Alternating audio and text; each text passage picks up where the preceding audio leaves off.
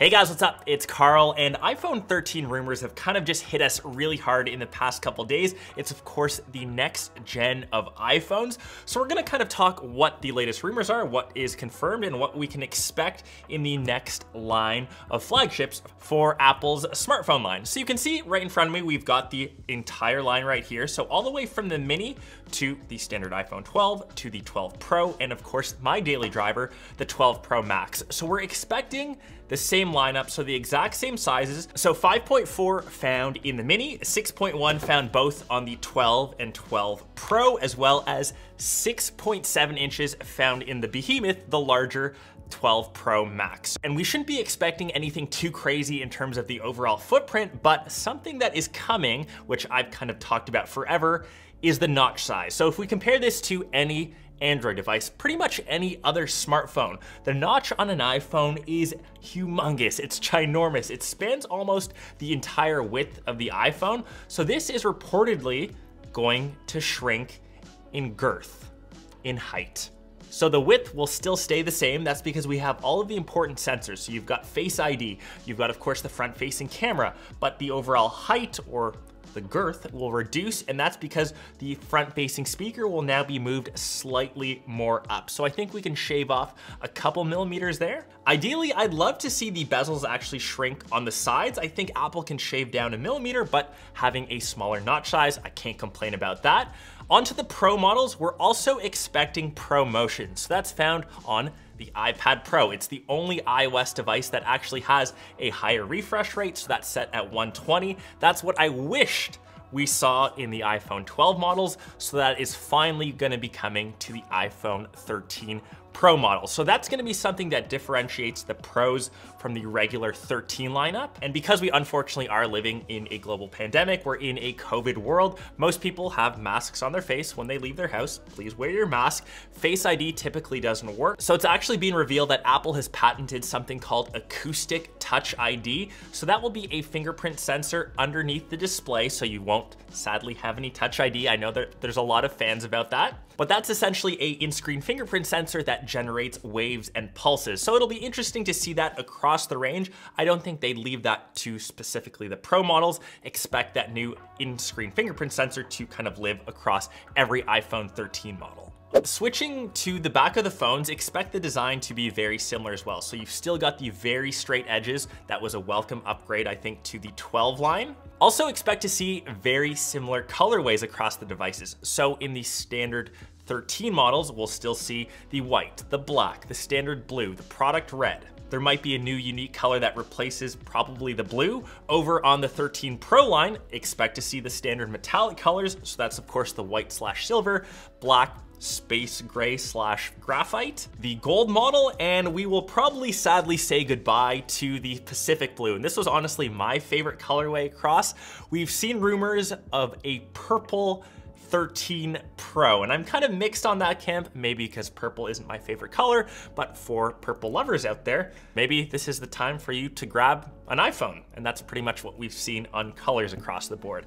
Also on the backs, we should be getting Magsafe, I'm gonna call that 2.0, so it's improvements to the current Magsafe line.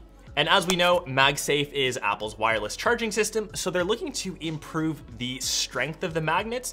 Not that I think Magsafe is weak, but there are some accessories like, say, the Apple Wallet.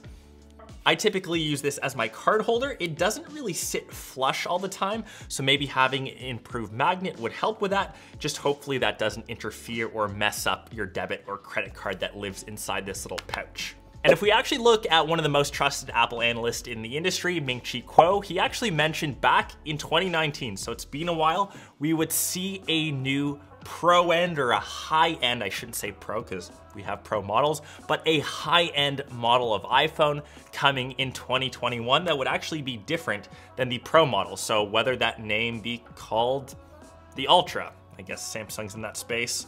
Experts, what is better than a Pro? iPhone Ultimate? I personally think if we see this next higher end iPhone, they might call it the iPhone XDR. We see that in some of their high-end products, Pro Display XDR. We've got the XDR display, so maybe that might be the new nomenclature. If it is, you've kind of heard it here first, but that model will actually reportedly be completely portless, so say goodbye to the lightning port at the bottom. We've all seen those leaks in rumors, and they will actually have some sort of smart connector like you see here on, say, the iPad Pro. So that would give you faster charging speeds than traditional Magsafe. That would actually be used for data transfer as well. So it'll be interesting to see if we do get that iPhone, will we see that same smart connector on, say, the new MacBook lines? It would be dope if you could actually connect devices, say, on top of each other. They could sync, you wouldn't need a cable, and that would actually be an ultra fast transfer speed. But that would also mean if you want to stay up to date in your Apple ecosystem, you now have to buy a new MacBook, a new iPad if you want your devices to talk. Interesting. Next off, let's switch to, I guess, the internals. So of course, we will get a new silicon chipset. So right now, these are powered by the A14 Bionic. Expect that to be upgraded to the A15 Bionic. I think Apple is in its own league for its silicon. It smashes through benchmarks. We saw them come out with their new silicon for, say, the Mac line, the M1. We're gonna get the new M1X, so I can only expect the A15 Bionic to be a powerhouse. They will, though, upgrade to a next-gen 5G chipset. That's from Qualcomm. That will be the Snapdragon X60, so you'll get faster 5G speeds, lower latency, but actually, very Apple thing to do. After that upgrade, so I guess in the iPhone 14 or the next gen iPads, Apple will build its own in-house 5G chip. No surprises there. Buy Apple stock, they said, even though it's all down. I'm losing money, Nick. I'm losing money by the day.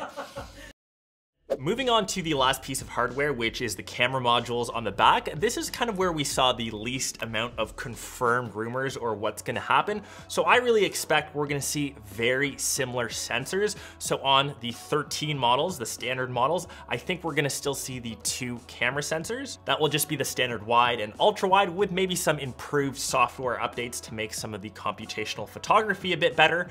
Over on the Pro models, this is where it got interesting. We actually saw some rumors of having a quad lens setup. I honestly don't see that happening. I think Apple would focus more on their image quality before they introduced another lens. The LiDAR sensors, though, found on the Pro models, that will actually be available across the board. So Apple is big in the AR space, so having that extra sensor now on the standard 13 line, that will be a welcome addition for anyone looking to do augmented reality work. The pixel sensor shift function, which was found on the 12 Pro Max, that really helped with stability. Low light shots, that will also be found across the line. So they're taking pieces of tech that they introduced into their Pro models or their high-end models and just making them available down the line. That's to be expected, so that will be a welcome upgrade. And in the end, if we do see something a bit crazy coming to the camera lines, that will probably only be found in the 13 Pro Max model or that mythical XDR model, as that's usually reserved for the highest end or the most expensive iPhone lines. And last but not least, let's kind of finish off with iOS 15, as that ties in perfectly with new iPhone launches. So unfortunately, the reports say if you have an iPhone 6S or lower, that won't be supported. So sadly, if you are one of those users, I think it's time for an upgrade anyways. We should be seeing more widget integration, as finally Apple did bring that in the last iOS 14 update. Some more icon options, and I know that I've released my own icon pack, so if you want to check that out, I will leave that link down below. That is my shameless plug for the video. And last but not least, we should be seeing a big FaceTime update, as we are living, like I mentioned, in that COVID world. A lot of us are spending more time on virtual meetings, a lot of Zoom calls, so FaceTime should actually have something similar to that, where you can say, share what's on your screen. But I'm sure we're gonna see more of that come WWDC, so make sure you stay posted, as I'll of course have more news around that. This, though, has been all of the rumors and what's confirmed for the upcoming iPhone 13. Availability-wise, we will see a bit of a delay. So typically iPhone refreshes come in September. Because of COVID, because of slower supply chains, we will probably see the new iPhones come in that October mark. Expect that to be very similar to last year, and maybe the most important thing, pricing. We couldn't really find too much, so I wouldn't be surprised if we saw the same pricing schedule or the same model for the iPhone 13 line. If we do see that fabled high-end XDR, Pro Ultra, whatever they decide to call it, I would not be surprised to see that at that $2,000, $2,200 mark. Hopefully we don't see anything too crazy, but curious to hear your guys' thoughts. Let me know down below in the comments if you guys know of any other rumors, leaks, or confirmed stuff. And I will see you guys in my next vid, hopefully before the iPhone 13 launches. Peace.